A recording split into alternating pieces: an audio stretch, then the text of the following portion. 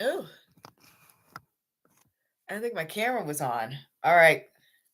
We are live. We are live for the Saturn transit Purva Bhadrapada study. Sorry if my voice sounds a little, janky and I look a little rough. I am tired. I'm very tired and I feel a headache coming on. So we're going to have to maybe go through this at a bit of a rapid pace. Maybe not too rapid. I don't want the information to be just tossed and you guys aren't getting it in. But let me get started. Hopefully you can hear me. Oh, already one more vote. Burning off old karma. Oh, same thing. That's how I feel too. Like with the Purva Bhadrapada energy. I don't know why TikTok keeps coming up, guys. I'm trying to get it off it. But my phone, I stay on TikTok, so that's just telling of me. But anyway, let me see if you can hear me. I just want to make sure, just for making certain. Okay, so you can hear me. Great, great. Let's hop into it. Let's go straight into the Saturn and Purva Bhadrapada information. I have my script. Let me put that to the side here so I can get this all ready for you all. Welcome, welcome, welcome all. I am here to talk about Saturn's transit into Purva Bhadrapada. But if you do have any questions, I can always come back tomorrow, or you guys might be able to answer them after. Depends on how I feel. I do have a little bit of a headache. Normally I would stay on a lot longer, but let's just jump into it, So I briefly talked about Saturn in Purva Bhadrapada and in Uttara Bhadrapada a little bit while ago. You can go back on my live section and search those videos. I'm sure you'll be able to find it. But now I want to slow down and I want to talk solely about Saturn in Purva Bhadrapada. So Saturn entered Purva Bhadrapada technically on April 6, 2024. And then it left and then it re-entered on December 27th, 2024. And Saturn left Purva Bhadrapada again in April 26, 2025. And now it is finally retrograded back in Purva Bhadrapada October 3rd last week. And it's going to stay there until November 27th. Okay, so we're going to have it there retrograde to the 27th. It'll still be retrograde. It'll still be in Purva Bhadrapada, but it won't be retrograde anymore. It turns direct on the 27th, and then it leaves Purva Bhadrapada on January 18th, 2026. So it's technically going to be there from last week, October 3rd, till January 18th, but it's only going to be retrograde until I think Thanksgiving, right? So now let's go into some events. I'm going to do the latest events, what happened between December 2024 and April 2025. And as you're coming in, let me know how so far maybe Purva Bhadrapada has been affecting you. For me, it's similar to the person who has voted here, burning off old karma. So what happened between December 2024 and April 2025 in terms of events? Well, we had the hands-off protests in America, which was basically pushing back against Trump's policies, executive overreach, attacks on healthcare, and the weight of tariffs on everyday life. We also had the signal leak that happened in March. That was when the government basically exposed its own war plans. It was talking about a strike, which kind of showed the system fragility at the highest level. So it wasn't just a slip. It wasn't just like, this is a itty bitty accident. It really showed a lack of restraint and structure, showed no real boundaries. Basically a lapse of security or a complete collapse of security, especially since, you had a lot of sensitive information circulating and anyone could access it, and that's obviously a big problem to have the government be unchecked with no real safety. And then this was actually kind of a funny story. A lot of people made a lot of memes and jokes about this, but we had the Elon Musk and Trump breakup back in early April. So people were making fun of that because basically Elon Musk helped win the election for Trump by backing him, and Trump kind of just kicked him out the White House. But it kind of showed you just truly who held the power. Before then, there was a lot of jokes about how Elon Musk was basically the real president and he called all the shots and Trump was just his puppet. But, I think Trump kind of armed him and really showed the power of the presidency, because we don't really hear that much from Elon Musk to these days, right? He kind of went back to his corporation. But it really does show you just how much power the president has.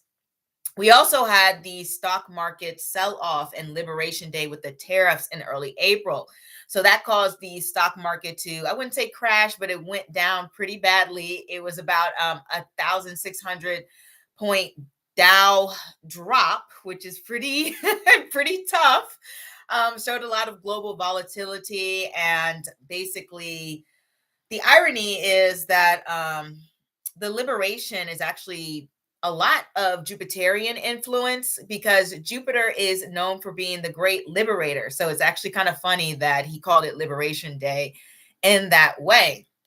And in a way, depending on how you are or your thought process, this could have been liberating for you, because when the stocks drop, that is the best time to buy and you get more bang for your buck. We also had DEI rollbacks and corporate backlash. So major corporations scale back on diversity, equity, and inclusion. And because of that, some of them had a lot of pressure from not only just their stakeholders, but generally their clients. We all know about Target's boycott. Me personally, I'm doing my best to boycott them as well. They faced a lot of scrutiny, but it shows just how quickly a lot of these companies would reverse their so-called diversity given a lot of pressure, which showed you it really wasn't structurally embedded within the companies themselves. It was just very loosey-goosey, right? Otherwise, it would have been a lot harder to take back. So we also had one, which I didn't hear too much about this, but this is the Looper Bright decision, the end of Chevron deference. And this is basically a Supreme Court's decision which ended 40 years of Chevron deference, which means that initially they had allowed agencies to interpret vague laws that would create rules tested in practice. But now that power shifts to Congress and the courts, and on paper, this limits agencies. But in reality, it kind of throws away decades of expertise. So the smarter move actually would have been to codify some of the laws and regulations in place. For example, you might have a company or an industry like the FDA, and there may be some laws or rules that they have set in place that they didn't get to necessarily put into law, but based off of 40, 50, 10 years of certain practices and them doing certain ways, they're like, okay, this is sort of standard. Well, this law kind of gets rid of all of that and says, no, if you want it to be specifically grounded in legalities, in law, if you want to enforce this, it has to have a legal signature. There has to be a case to it. It has to go in front of a judge or something like that. And so that's actually pretty tough, right? Because that's 40 years of informations and decisions that you basically have to go through case by case and redo. So it creates a lot of uncertainty. So not that great. But anyway, let's move on. But basically, that's kind of the world we are looking at. It's very fragile where we are. It's very unpredictable. It feels as if any small waves are leading to big ripples. And this pretty much embodies Purva Bhadrapada's energy almost precisely. Purva Bhadrapada is all about total expansion and freedom. There is no limits. There are no clear rules. It's very much do what you will. This is, in a way, very liberating because it opens the door to creativity and new ideas and an unconventional way of doing things or even succeeding at this time. But on the flip side, as we see, there's no safeguards, there's no boundaries. Things can easily slide into chaos. And the same energy that drives innovation can make things feel unsteady or even volatile.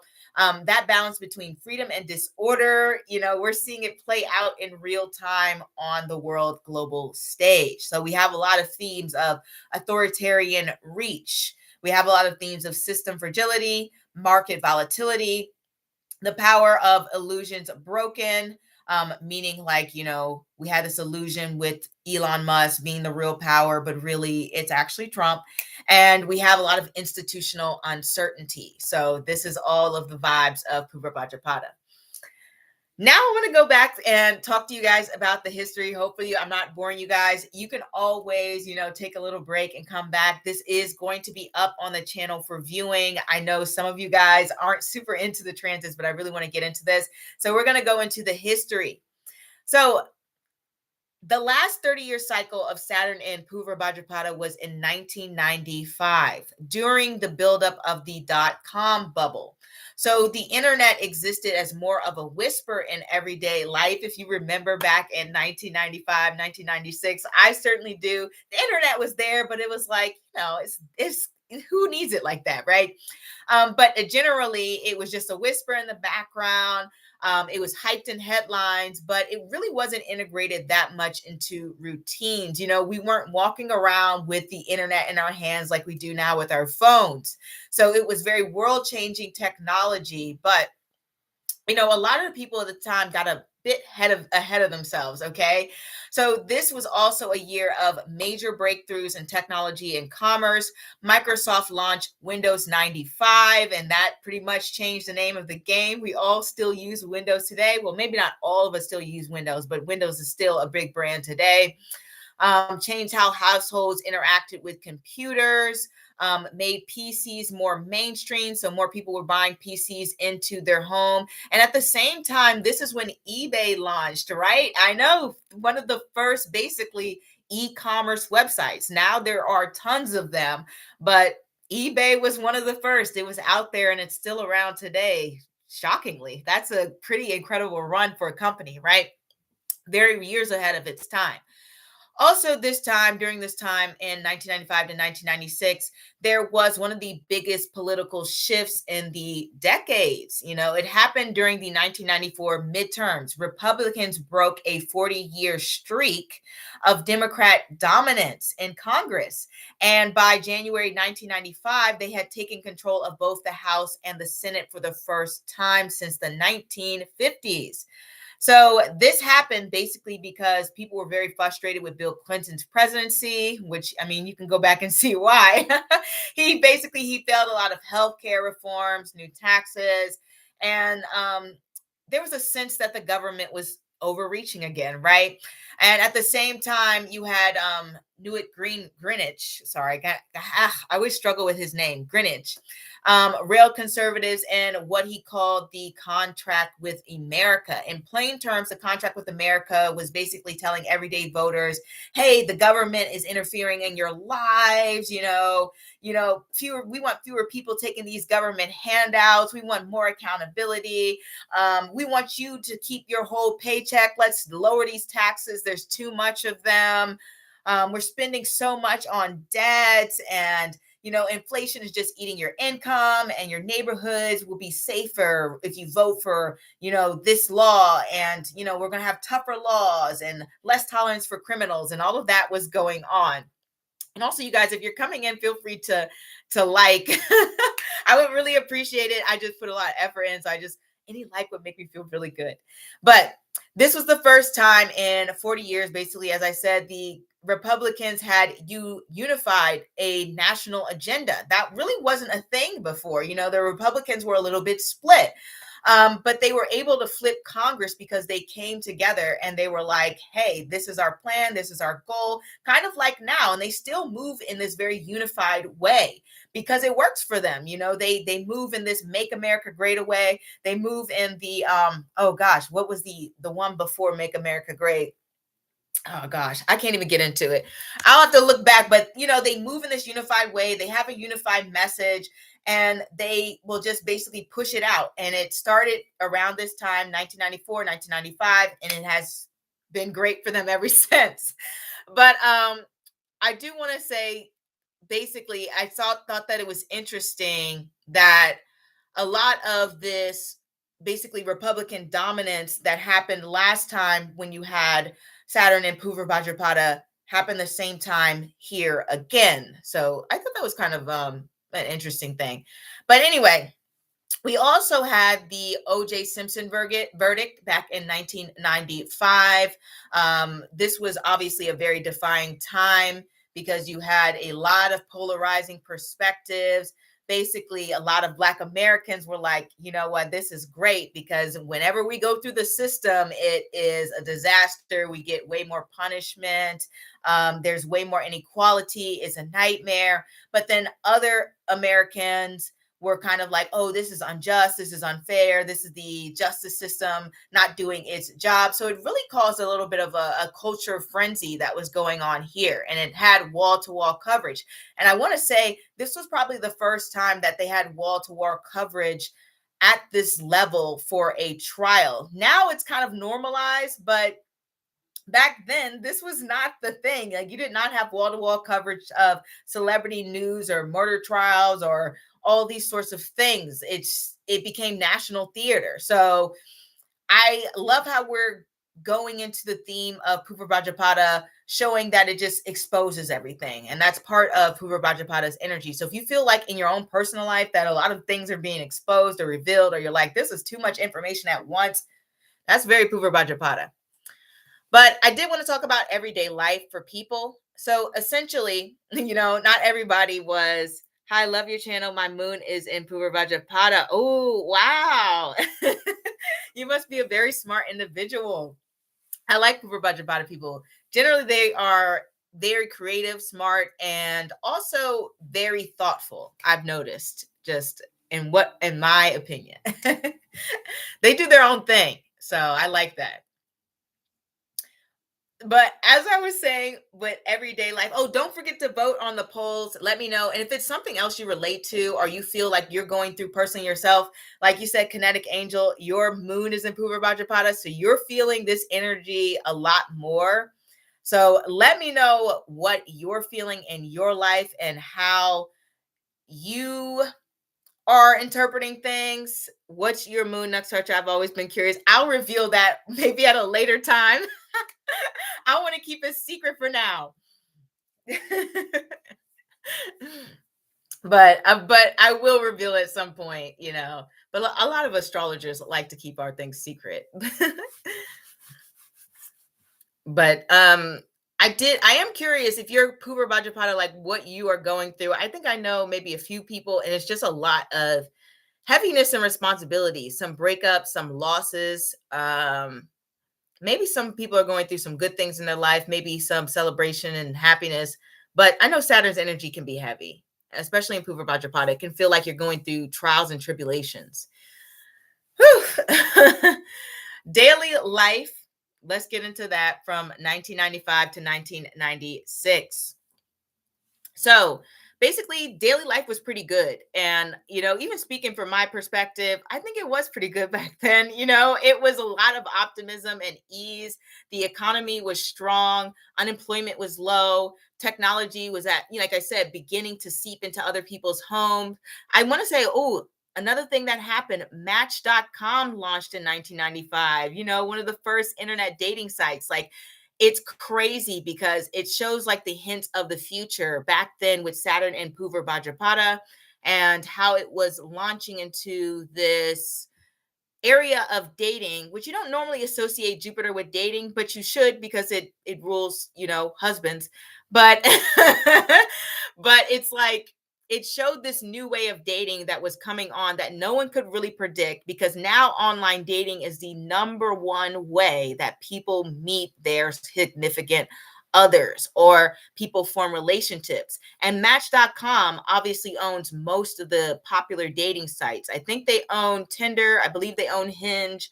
Obviously they own Match.com, and they own a few more sites. So Match.com is still up and up. Sounds like Saturn and Purva Bhadrapada is the best time to start a business, because a lot of these companies are still here. But anyway, I do want to say that, yes, it did kind of like, it was very stigmatized back then, but now it's the wave. It's how things are. Also, on the other hand, I want to say there was still mistrust in the government. As I was talking about earlier, this is how the Republicans were able to flip the House and the Senate because of the mistrust of the government. And also, a lot of mistrust of the government came from how they handled Ruby Ridge and Waco. If you don't know, those were kind of like these situations where the federal government kind of like essentially overreached. Like there were a lot of to summarize, they were private citizens and they had maybe some weapons, or they had maybe drugs or something illegal, and the government kind of went in and treated them like domestic terrorism, and it was kind of really over the top, and it ultimately ended with some citizens losing their lives.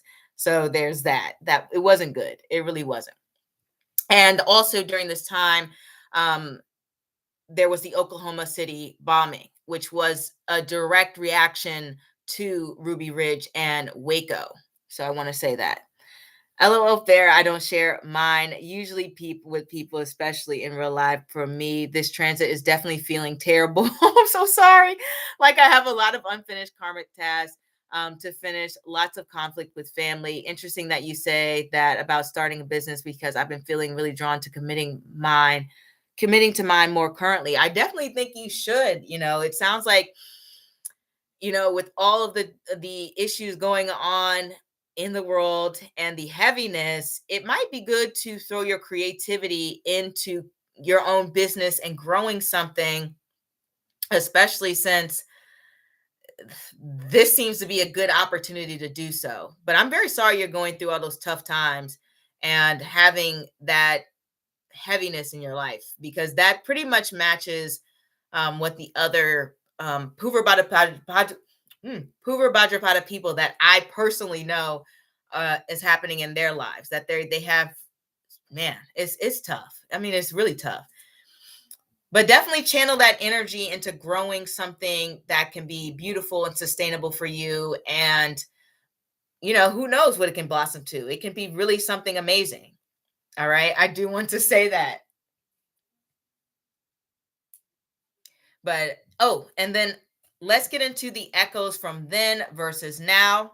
So as I mentioned before, last time Saturn when it was in Purva Bhadrapada, Americans were optimistic about tech, but mistrustful about the government. Now Now with Saturn here again, we see the same mix. We have a lot of optimism towards AI, against the backdrop of basically a lot of mistrust in the government and institutions. In both cycles, people feel the promise of freedom from new technology, while at the same time questioning the government and if the government can protect them, and feeling like, certain power is unchecked and there's a lot of instability and not a lot of safety here. So just want to say that there's still that feeling, and which kind of aligns, it's tied to that lightning, that cosmic storm, cosmic upheaval, burning of karma, emphasis on extremes with Purva Bhadrapada's energy. Oh, hey, KA. I see in Purva Bhadrapada, Pisces, I see, got to be one of the funnest I sees. Why do you say that? I mean, it's definitely got to be intense. I can't imagine. Just looking at it, I don't see Purva Bhadrapada is not known for being calm, is it? It's got that symbol of the front legs of the funeral cot. So it's basically our first shift into the other side, right? Into the spiritual world. It's stripping away the illusions of the reality that we know. So it's probably one of the one of the most stressful placements, I guess. Yeah, for the most part. It's like, wow, we can no longer live in this way. The emojis are killing me. But speaking of Purva Bhadrapada's symbolism, you also have the symbolism of the two-faced man, pointing to duality. So you're seeing both sides of the mask. You see what lies beyond it. You see what's in front of it, the surface level. And it's basically kind of like you can see the material and the spiritual side of things. I don't know if you guys know that YouTuber. What's her name? I love what's her Shira Seven. I love her. And I think she has her son in Purva Bhadrapada. And she has basically, her material channel where she's talking about like finding rich men to invest in you. And then she also has literally her spiritual channel where she's very witchy. She's doing all the spells. She's going into symbolisms, numerology, a lot of different things, frequencies. So I was like, wow, she's super Purva Bhadrapada. Like I said, you see both sides. But it represents dual nature. It represents intensity, stripping away of illusions, as I said, revealing what's being hidden, forcing the truth to the surface without filters. And I actually really like that. That's something I really noticed with Purva Bhadrapada when I said forcing this truth without filters. That's probably why they're known for being the people who de-brainwash people. I don't know what that's called, but it's like removing of brainwashing. They're really known for that. Deprogramming. There we go. Also, I want to say that its deity is Aj Ekpara. Hope I'm saying that right. It's a form of Rudra. It's linked to storms, lightning, fire, cosmic upheaval. That's why its energy is so intense and uncompromising. It doesn't settle for moderation. It's all about moving through extremes, exposing everything at once, confronting things dead on.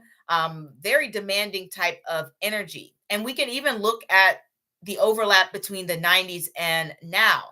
Some themes that stand out are exposures, because in both cycles, we had the media spectacles, which, my goodness, there's so many now, information overload, too much being brought to light at once. You have so many different avenues which people can get information from. Oh, hey, Kiba, you made it to Tokyo. Ciao. Hope you love it there. De-brainwash people. Yes, that's exactly it. And it can feel like that going on right now. A lot of people may feel like they've had the what is that? Rose-colored glasses ripped from their eyes right now. But it's definitely about stripping away, exposing less restrictions, few boundaries, more raw truth. Basically, when Purva Bhadrapada is transing in your chart, or where Saturn's transing Purva Bhadrapada in your chart, you may feel like you're flooded with information, or even just having a lot of insight in that area, or just feeling as though, wow, I think this area of my life, I never looked at things this way before. And now I'm starting to see things through this unfiltered reality. Just getting used to the people. They behave very differently compared to Italians. Yes. I mean, I've never been to Italy, but I know in Tokyo, everyone is very, what's the word? I don't want to say meek, but quiet, polite, very much like modest type of demure energy from Tokyo. I hope you love it. I have to be careful not to be loud. Oh, yeah, definitely. People will look at you like you're absolutely insane. But I hope you're having a beautiful time. Now, guys, let's move on to the 12 signs. I didn't write too much because I didn't want to be here all day, but maybe I can do another one when Purva Bhadrapada goes direct. So for the 12 signs for Aries, you'll have Purva Bhadrapada moving through your 12th house. This is the house of obviously self-conscious, hidden realms, isolation, self-undoing, things where we self-sabotage ourselves. It's a space where we look at the things that are unseen, where things start to unravel. It feels like stepping into deep waters, uncovering things you might have ignored or repressed, a place of spiritual insights. So one thing that could be happening for Aries is it may feel like a bit of a spiritual awakening right now. You might be turning to meditation, journaling, therapy, retreating, going to isolation, uncovering hidden truths. There's also a bit of confronting hidden struggles. If you have any sort of addictions or bad behaviors or self-sabotaging habits, those are going to need to be addressed, or things are going to get really bad, especially with Purva Bhadrapada. We know it's about extremes. It's based on sun, moon, and ascendant. So it's probably going to affect you. If you have Aries, sun, moon, or ascendant in Vedic, then you'll have some energy related to this, I would imagine. But I think personally, I find the ascendant and then the sun to be most accurate. But I know some people who feel like their moon sign is the most accurate for that. I hope you guys are having a good evening, at least, or a beautiful weekend. Oh, excuse me. Also for Aries, you might feel a bit like you want to retreat. Maybe you want to spend some time abroad. There could also be maybe some hospitalization. I also notice when it comes to just anything having to do with the 12th house, this can possibly be a moment of just wanting to rest. You're just like, I don't want to work. I want to go on vacation. I want to take a break. I want to take a holiday. I want to take a day off. It's just like, I don't want to do this. It's that type of feeling. And it's more so I want to focus on things that ignite my spirit, especially with Purva Bhadrapada there. It's like, I just want to keep it real. Like I'm not interested in doing all of this other responsibilities and things like that because you want me to or you need me to. I just want to do the things that bring me personal fulfillment. That's kind of like what could be happening. Thank you, Sun in Aries. Woo! Oh, which placement? Are you Ashwini, Bharani, or Kritika? I'm nosy, guys. And for Taurus, this falls into your 11th house, the house of friendships, groups, networks, long-term gains, as people say, like pennies or windfalls from heaven or something along the lines of that. So Purva Bhadrapada here exposes who really supports you and maybe, where you've had some illusions about some people supporting you, okay?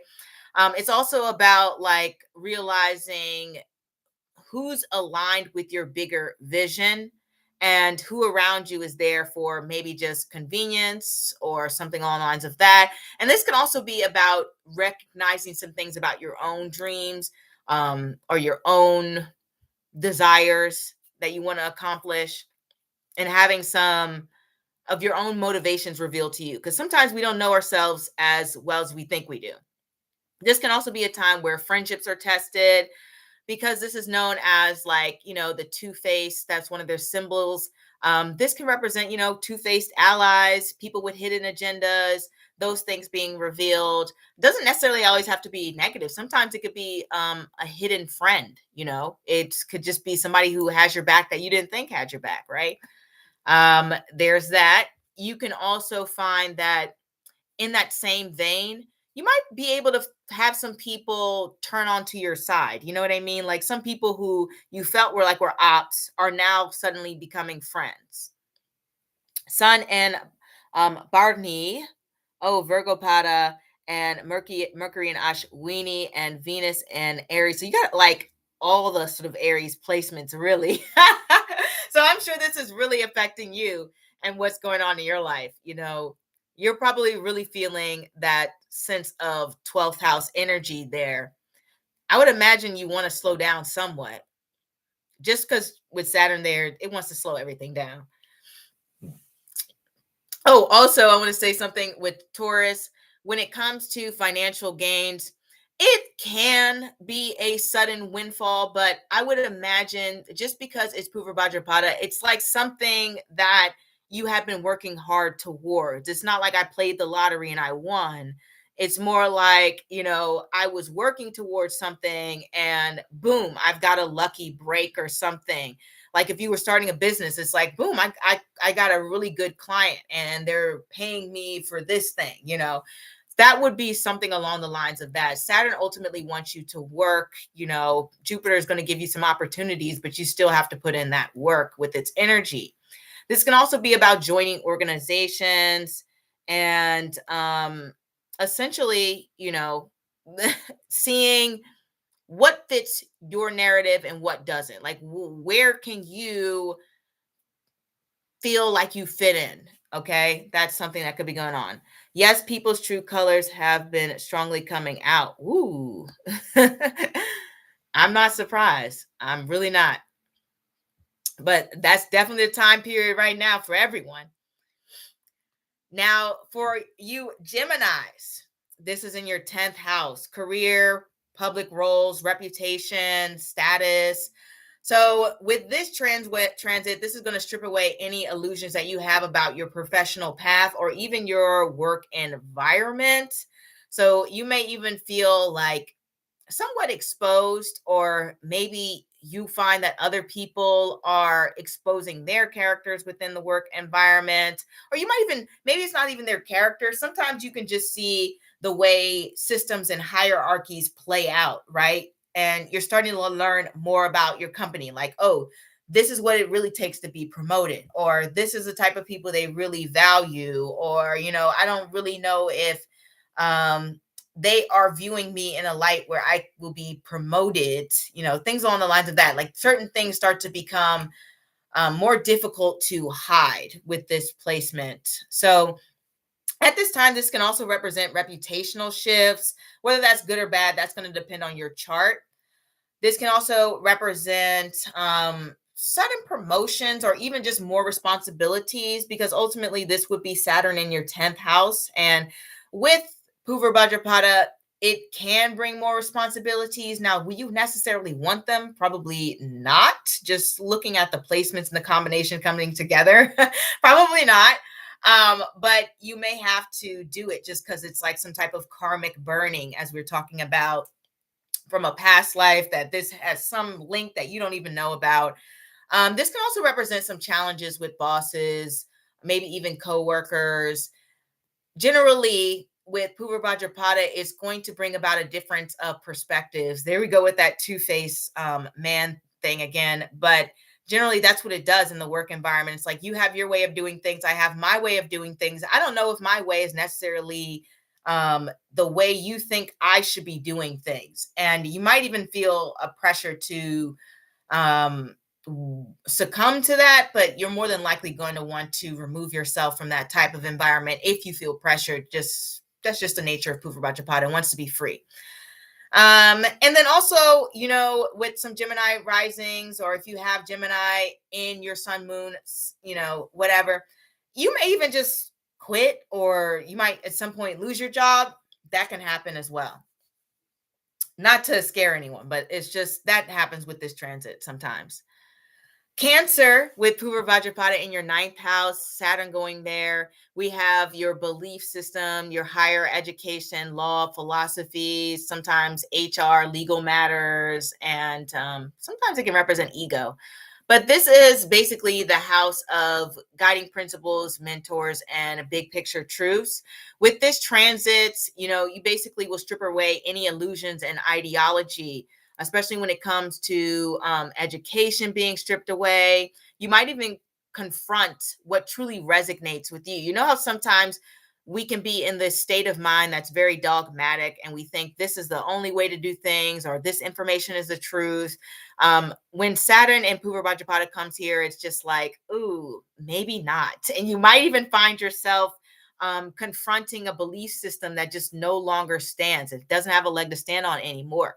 And you might even be looking at the people you've looked up to and start questioning their way of thinking or what they might have taught you. That is also part of the equation. And sometimes it's about just general overarching propaganda. We're all exposed to propaganda, everybody in every country, everywhere. This is the type of transit that is going to basically, as I said before, de-brainwash you and make you want to research on your own and find out things personally, and look at more credible sources. We have those educational shifts. I know not everybody's going through some sort of educational moment when we have this 9th house thing going on, but for those of you who are in some sort of advanced training, this is actually really good for that. Okay. I do want to say that you said I'm actually to Cancer ascendant. All of this is resonating. I'm glad it's resonating. Oh, hey, Shifting Lotus. I didn't even see you. Hey, how are you? But I'm so glad it's resonating for you, Kinetic. And I hope that you are at the end of this, you're going to feel lighter, because that is ultimately what this transit does. It just makes you feel stronger about who you are, what you believe, what motivates you in this life.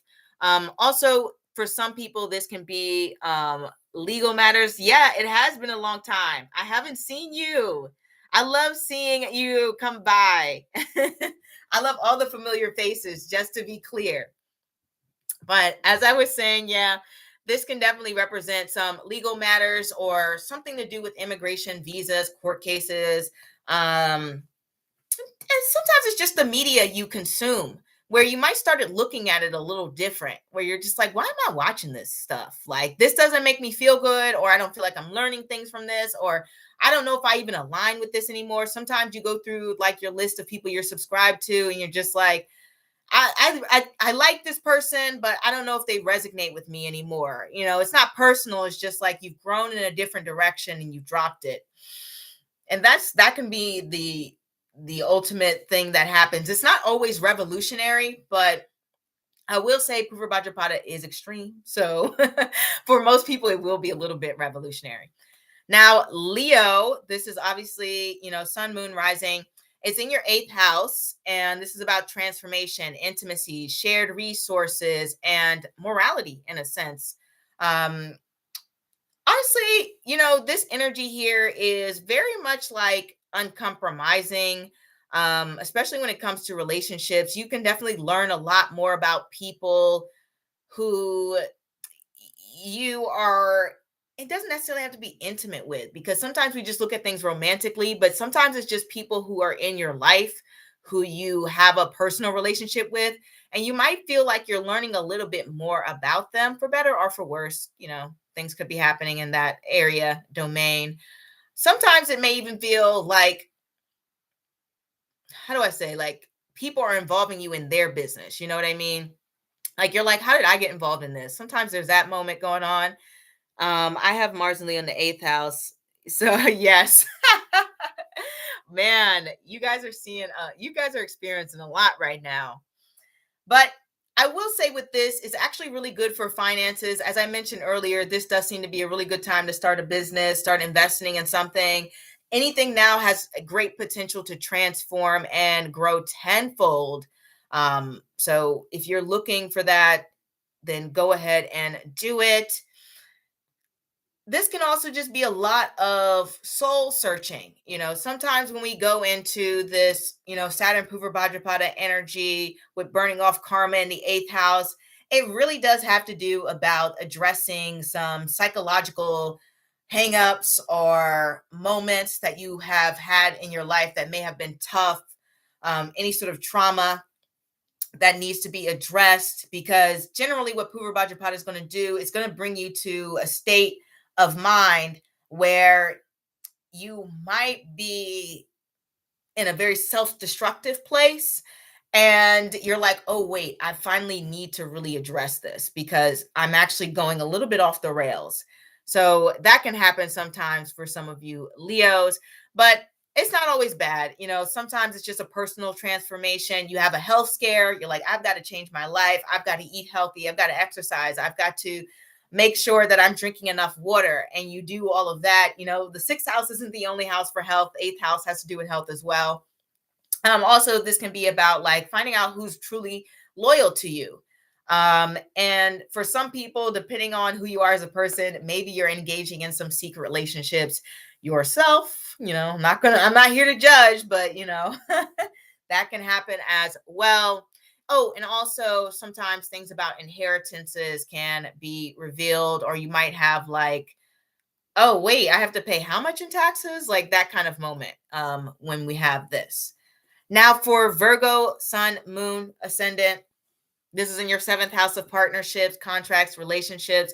Purva Bhadrapada, basically, wow. Okay. When it comes to a relationship, one, it gives you a lot of chemistry, and you can generally attract a partner who will care for you deeply in ways that you may not even notice. Okay, especially the combination of that energy. This is type of energy where, like, you don't know how good it is until this person is gone. Okay, so that's the kind of good things that can come with this.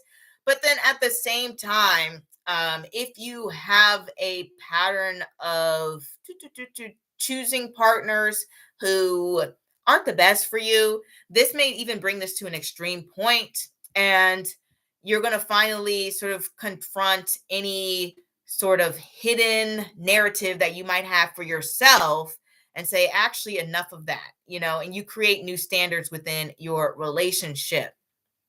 So basically, partnership exposure, exposing dynamics you can't ignore. Same thing with contracts. You're going to make sure that you have contracts that allow you have some more freedom. And what I mean by that, like, let's say you get a new job, you're like, you know what? I want more vacation days. So you start off with trying to negotiate a higher salary. They reject the higher salary. You say, okay, since you guys can't give me a higher salary, can you give me another week vacation? And so you're looking for more flexibility when it comes to that contract, right? Also, this can represent just a lot of duality within a relationship and the people that you come in contact with. You may find that they have a lot of different sides to them that you just weren't aware of. You're like, wow, if you've seen the show Severance, you know, in this type of energy, it may feel like you are meeting their outie and their innie, like you get to see two sides of the people that are coming in contact with your life. And it's not necessarily romantic relationships. Seventh house is all sorts of relationships. I've seen the seventh house represent relationships with therapists, with doctors, relationships you have with a personal trainer. It's just a one-on-one relationship. And so you get to see different sides to people when you have this going on in your life. Also, sometimes this can bring a little bit of friction when it comes to relationships as well. If there's been any long-term relationship that you're in that's buried, Subshifting London said, makes sense that I'm going to Asia soon. Vacation plus me time. Yes, that is true. You do go soon. Wow, time has flown by. I remember when you first told me. Time has really flown. Oh my God. But yes, if you have some sort of issues that have gone unaddressed in your relationships, this is going to expose it and put it to the forefront and really apply pressure. I hope this trip is really great and amazing for you, Shifting Lotus. You deserve an amazing vacation. We all do, but I know you've been really looking forward to this. All right, Libra rising. So this is in your sixth house of health, daily responsibilities, and service. All right. Also can be pets, rentals, clothing, things like that. But yeah, this is where in the daily life you start to see some things that you can't really ignore. And that can be anything that you are so uncomfortable with. You're just like, I've got to change this. And that could be from like, oh, I hate having to get up at 6 a.m. and hit the road and drive to work. And you're like, I'm sick of this. This is a type of thing where you're going to feel like you really, really want to change some things within your routine. If you're tired of eating the same things, if you're tired of going to the same places, if you are, tired of doing the same things day in and day out, this is something you're really going to want to change. It can also represent, like I said before, you might want to change your apartment. You might want to change your car. You might want to change whatever, your clothing style. You're like, I'm sick of these type of clothes. I want a new style. Sometimes people do that where they go through this transition phase in life and they're like, you know what? I'm in my 30s now. I want to dress like a 30-year-old, and they revamp their whole closet or something like that. There's an element of that to these combination of cards, especially with Purva Bhadrapada. It's very transformative. And like I said, it can be intense, like burning away of old karma, but sometimes it's just like I'm burning away that old look, like this look is played out. I'm done with that. Also, we know it's all about stripping away the work dynamics, anything that feels a little bit like, wow, this really doesn't support me. This doesn't make me happy. I don't like this. I don't enjoy it. I don't feel good here. You want to get out of there. So you're going to address those conditions. Same with anything health related. If anything is going on, this is the time to actually make some changes. This, because it'll last a very long time, especially with the combination of Saturn and Jupiter. Jupiter wants to bring blessings. It wants to expose things. It wants things to last a long time. Same with Saturn. Saturn wants to bring stability. So if you are having some, health issues, this will be a great time to address it, because you'll be able to form some habits or get some help that will basically help you in the long run. Okay.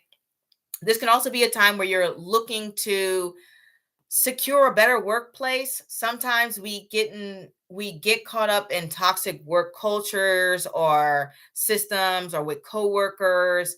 And another times this can just be revealed to you. Maybe you're just like cruising along, and then all of a sudden, Saturn's in Purva Bhadrapada, and you're like, wait, that person hates me at work? Like, I didn't know that, right?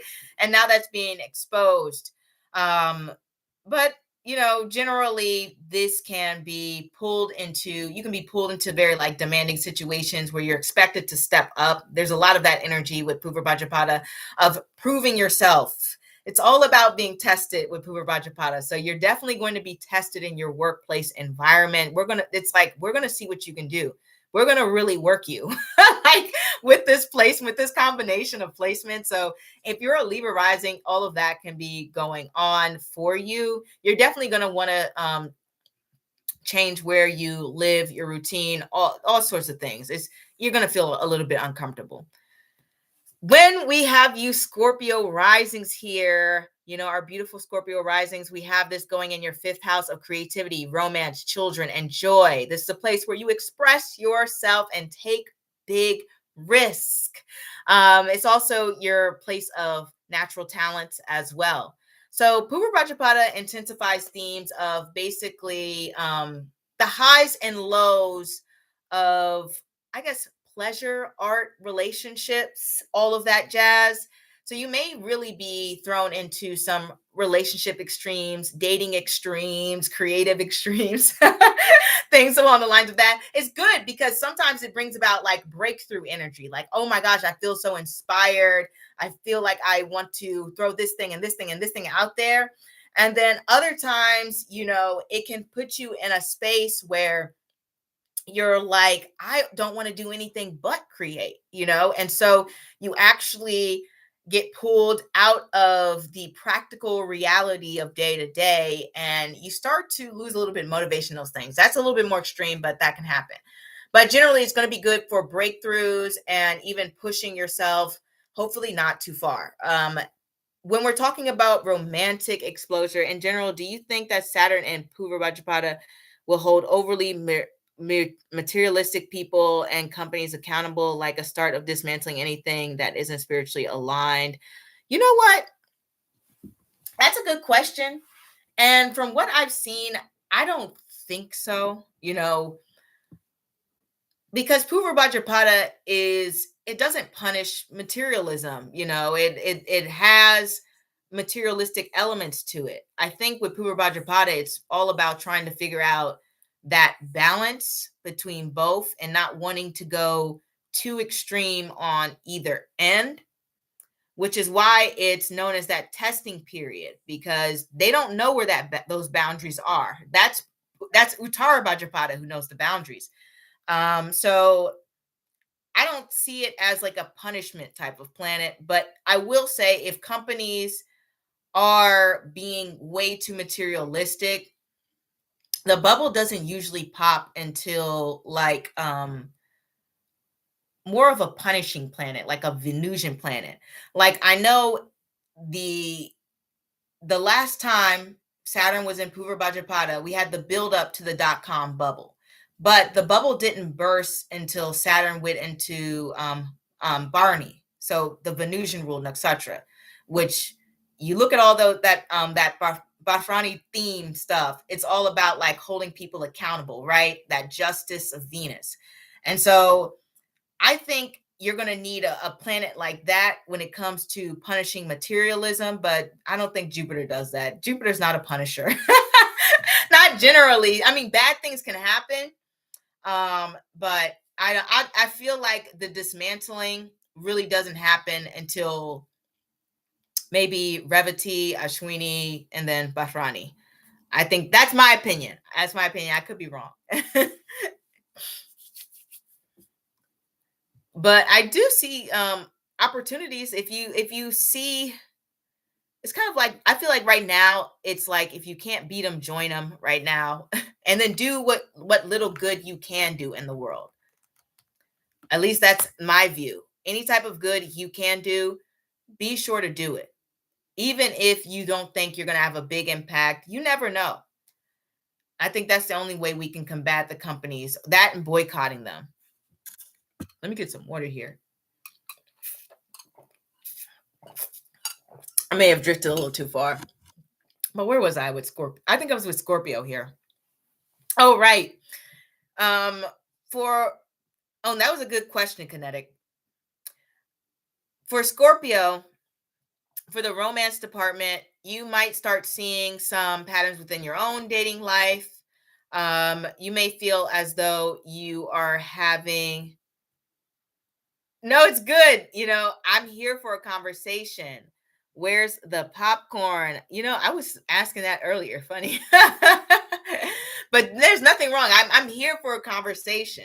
We're on Scorpio, so I'm almost done anyway. But generally, as I was saying, I feel like when we're talking about Scorpio and this going through their 5th house, this is very interesting for romantic partners, because to some degree, it can create partners that feel as though they might have an ulterior motive. And you're really going to have to use your discernment to filter through them. And then at the same time, it can bring partners who bring a lot of blessings towards you. It can go either way with this type of placement. But for one thing's for sure, you should be able to recognize the pattern by the end of this transit. And if you're not dating, this is really just about harnessing your own creativity and having some fun for yourself. The thing about this, though, is make sure you're not going overboard with all of the excitement, and have some boundaries there, but definitely let loose. For sure, this is a great opportunity for it. You may discover some things about yourself that you just didn't know. Also, you can find some time spent with children. Purva Bhadrapada loves children. So with Saturn there, you might even have some responsibility with 2 children. It doesn't necessarily even have to be your child. It could be like your niece, your nephew, something along the lines of that. And you might even start reflecting on, what type of legacy you personally will leave behind, or even if you want children yourself, your mind might start to teeter in that area for you Scorpios. But it's a good period creatively. Like I said, this is definitely, if anyone wants to start a business, Scorpio is really good placement for it, for sure. Scorpios, it's a good time for you.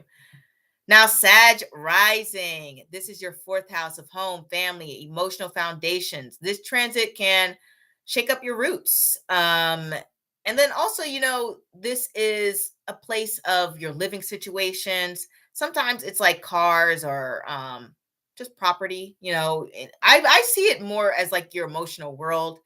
But, it's going to ask you to really look deeply into what makes you feel comfort and secure. So during this time period, you're definitely going to, I don't know, this placement can make you feel uncomfortable in your own home. Kind of like you're looking to expand and grow and go in different avenues and areas. And so you may start to even feel limited by your environment, or you want to switch things up within your home environment. That's just the truth there. You may even just find that you are looking to make an extreme change and shift and just go live somewhere else, because Purva Bhadrapada is just like, I'm going to take a risk. I'm going to take a chance. I'm going to go out there. But this can also represent having a sense of insecurity in terms of like do I really want to do this? Do I really want to make this change? And going back and forth and thinking about it.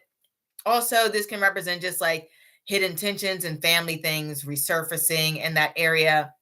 Sometimes I've noticed with this combination, it's about like not even just like, oh, we have hidden drama, but just facing the truth about your family. Like certain people might be growing old, certain people might need help, certain people might have mental issues, certain people might have addiction issues. And so it's just like facing those truths that can be happening during this time. It's like, oh, we can't sweep this under the rug anymore. We have to address it. That's something that can happen as well. But generally, you're probably going to want to make some repairs, changes to your home. There could even be challenges within your home, sudden moves. Well, not that sudden, but a move.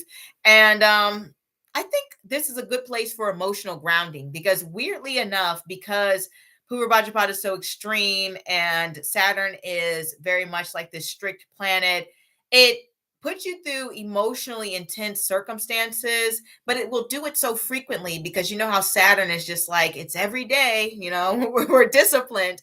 It'll do it so frequently that you're going to have very strong emotional grounding, you know. You're not going to be able to escape the chaos. I'm sorry. I'm sorry, Sagittarius. Whatever's happening, you know, it can be tough. It can really be tough.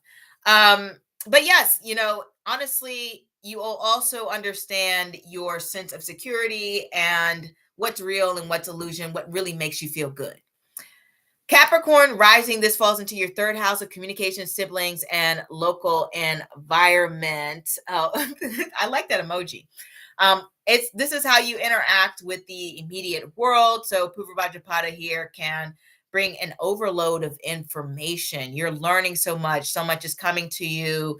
You feel as though your mind is expanding, you're gaining more skill sets, you're meeting more people, you are feeling as though life has opened up a whole new world. Sometimes this is a lot of hidden occult knowledge, and sometimes this is just a lot of knowledge about, gosh, it could be really anything, you know, depending on who you are.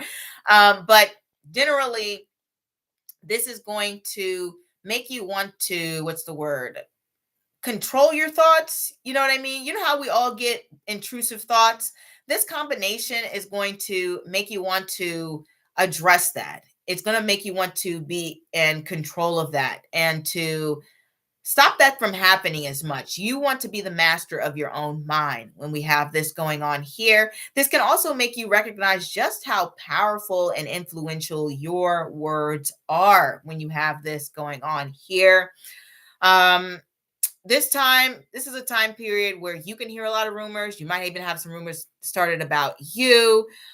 You might even feel as though you need a break from all of the information that is out there, social media, conversations, invites, parties, whatever the case may be. You're like, please leave me alone. I don't want to deal with this.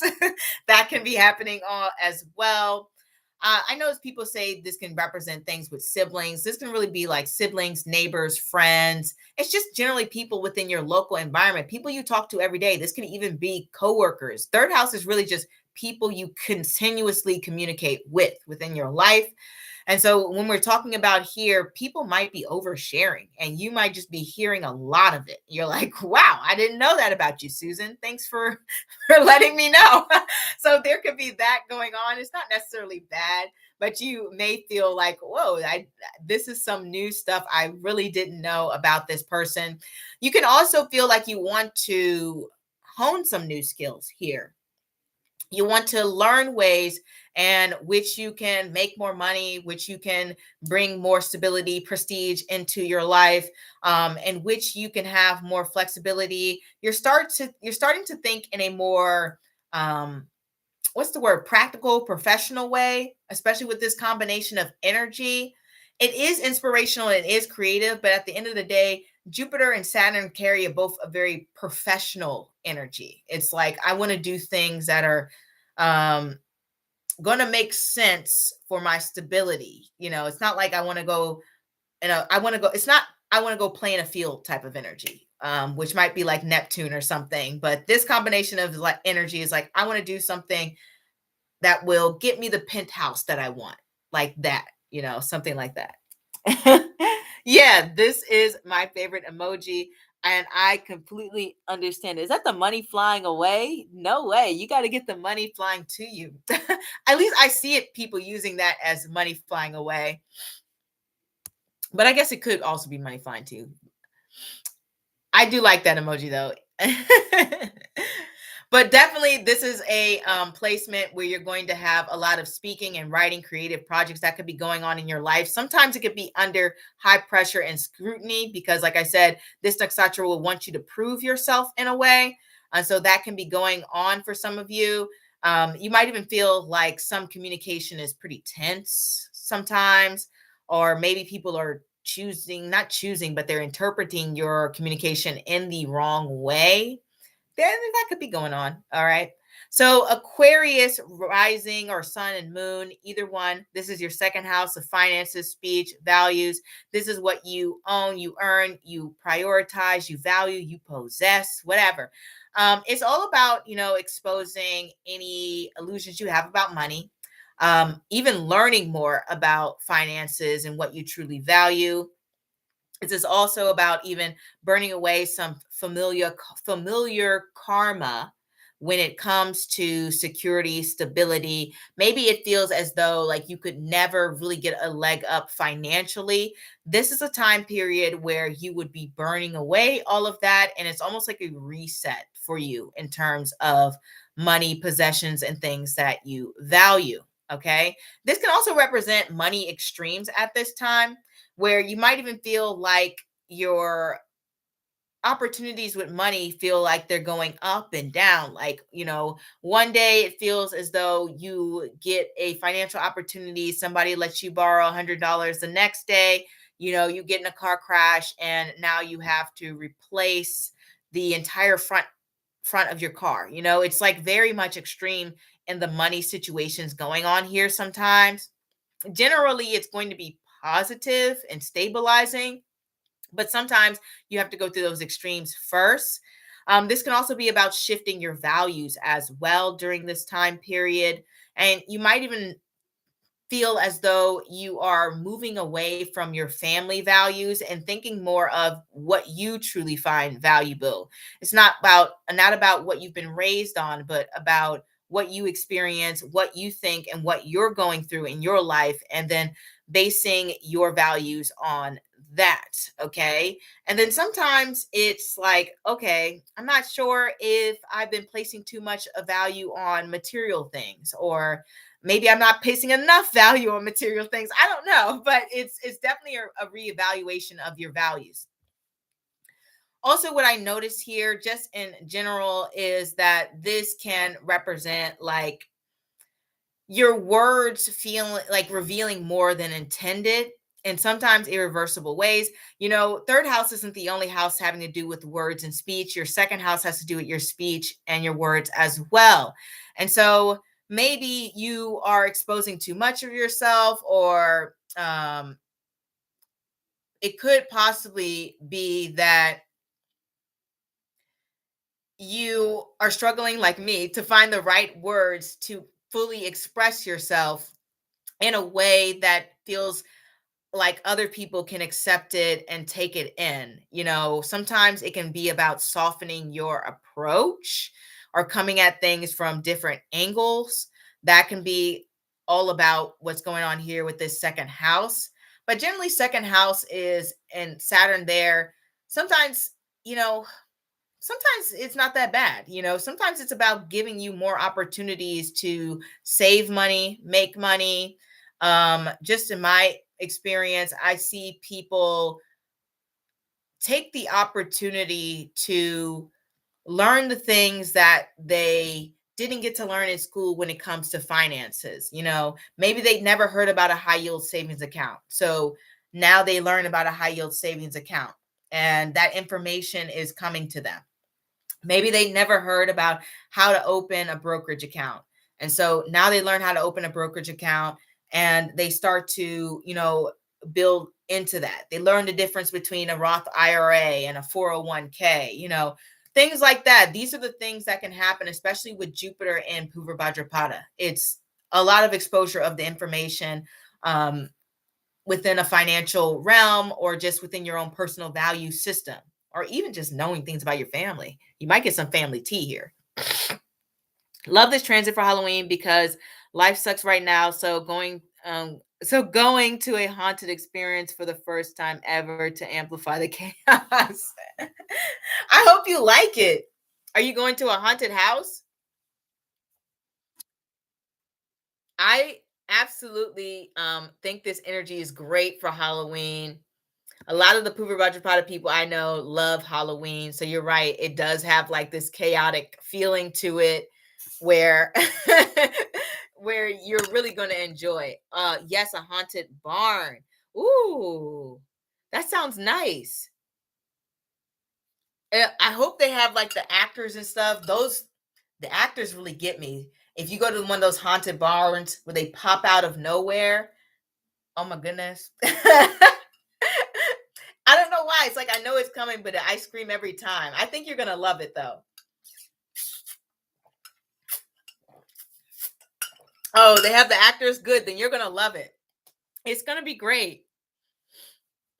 You got to come and tell me about it. Hopefully the line's not long, and you can just go through. Sometimes they break it up into times. So I'm training for the end times. No. It shouldn't be that bad. All right.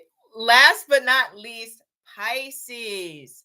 So if you are Pisces sun, moon, rising, this is in your first house, the house of self, how others see you. It's a very personal house. The first house is kind of, and then if it's just your sign or moon, generally it's going to connect to all areas of your life because it's just kind of like how you move through the world or whatever. But essentially, this is going to be tied to your health. It's going to be tied to your vitality. It's going to be tied to your overall presence.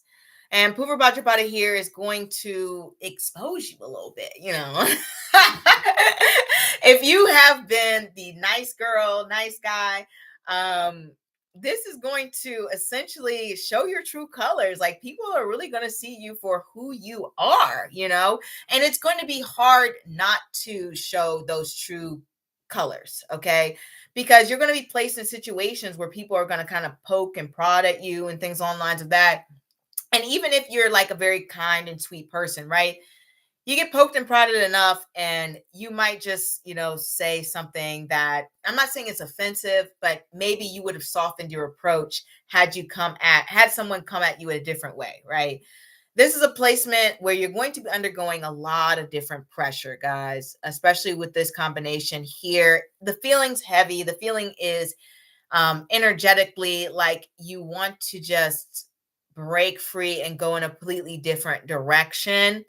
And I really do feel like with this energy here, you're going to show up. First of all, you're going to make some changes probably in your body, in your lifestyle.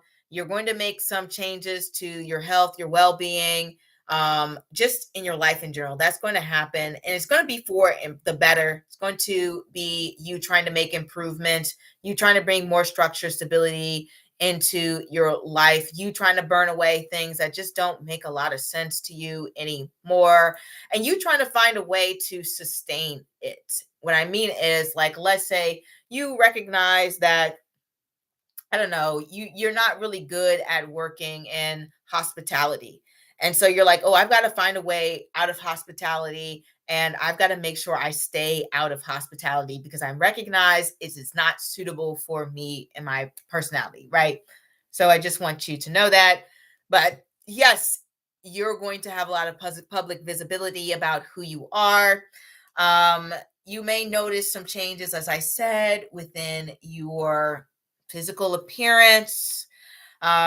You're probably going to want to adjust your routine in a way. Like I'll see Pisces people wanting to change like their skin routine, or like, oh, I want to sleep with silk pillows because like it's better for my acne or something like that. There's like a lot of different things going on there.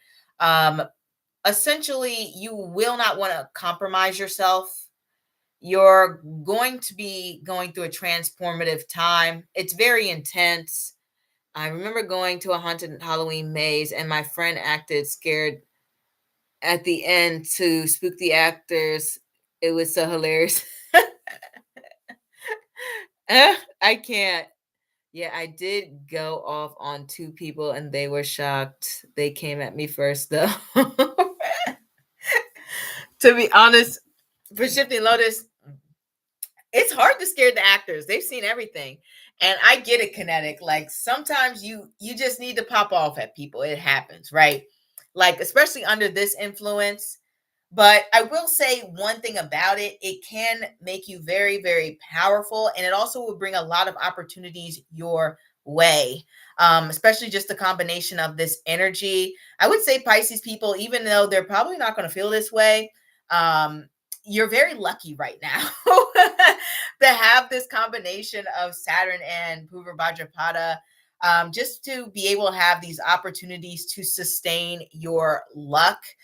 And honestly, it's just going to make you really know yourself.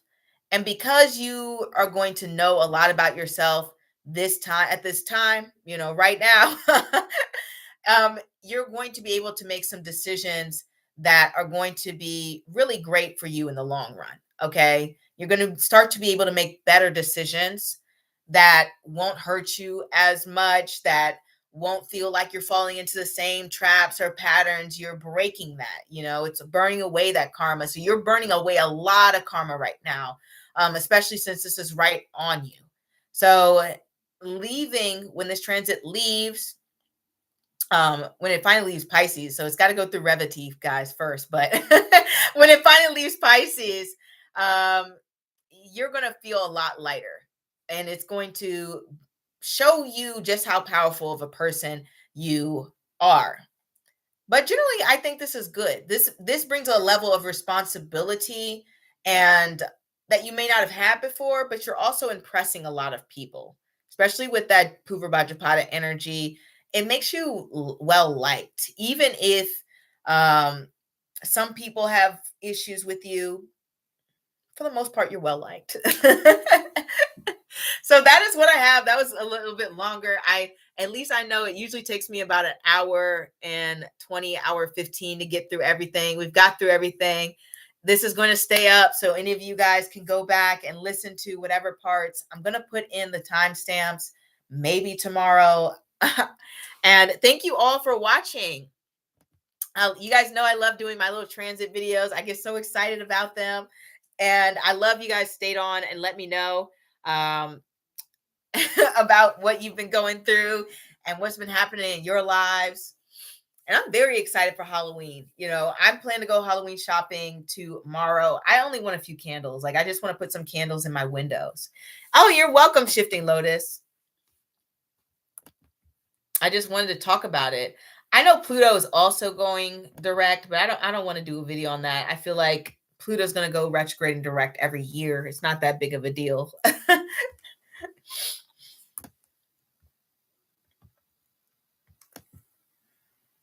Halloween is on a Friday. Yeah, I guess it is. Oh, that's perfect.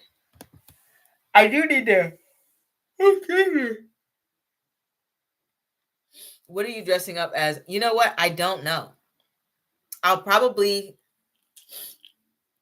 need to buy something black, and I think I'm going to just be a witch because I don't know what else to do. I like being a witch the most. I think I'll do that. I'm gonna buy a witch hat. I'm gonna wear all black, and that's what I'm going to do. I just like that costume the best. I do. I was a witch last year. Ah, perfect. Witch twins. What are you doing this year? Yeah, let me know your costume, guys. If you're dressing up for Halloween, I want to know what you're going as. Maybe I can get some inspiration, but I pretty much just like being a witch. I don't know what else I could be. I don't know. We'll see. Okay. Okay. That's good. Maybe a cat, the Joker. Oh, that's intense. That is intense. All right, go for it. I'm guessing it's like Heath Ledger's Joker, the famous one. and not any other type.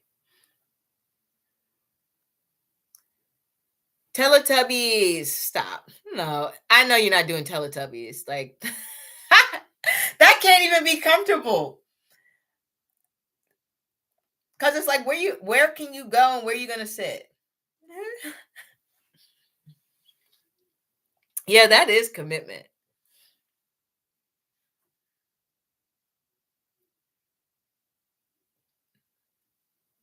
Now, I think it's me's joking with Teletubbies. There's no way. I haven't seen too many people do Teletubbies though, but there's got to be a reason. I think it's because the costume, to me, it would feel like it would be hot, which could be good depending on if the atmosphere. Like, I don't know, Halloween wasn't that cold last year, at least not here in the DMV.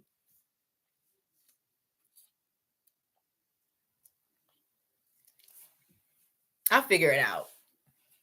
I feel like maybe a cat. I don't know. I gotta ask my friend. Because I've been trying to get her to do matching costumes for me for like years. So I gotta see what she's doing so I can copy it. You know. I actually want the blow up ones, but how the hell do I use the restroom? Oh, that's a good point. Mm, a furry. Hopefully not.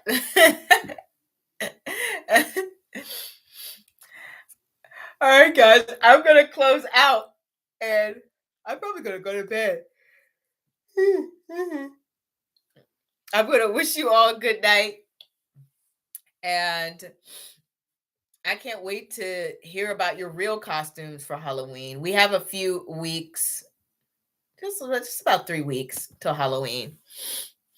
Yeah, have a good weekend, everyone. I'll see you next week. And au revoir.